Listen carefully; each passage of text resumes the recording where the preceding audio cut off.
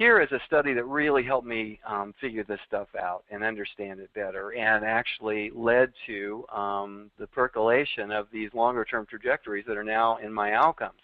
But this is a great study by Baldwin, and if you look at the trajectory, the top one, this is the OQ45, and when the scores don't go down, it means the client's getting better.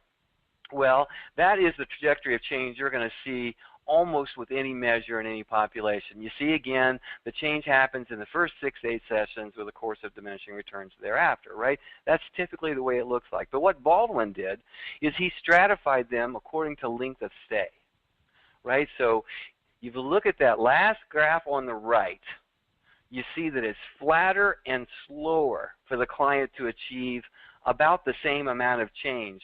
But when does the change start? It starts right away.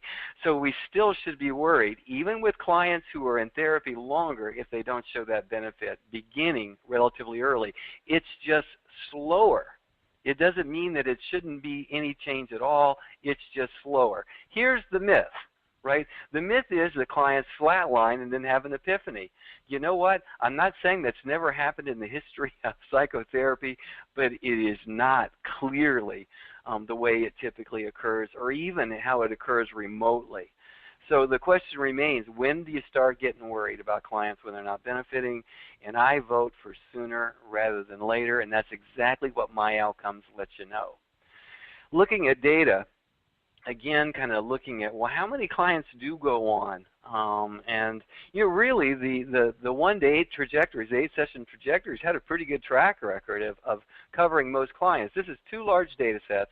UCC is a university counseling center, and PBH is a public behavioral health, you know, a mental health center, a community mental health center. And in the university counseling center, 77% of the clients 77% of the clients only attended 8 sessions or less.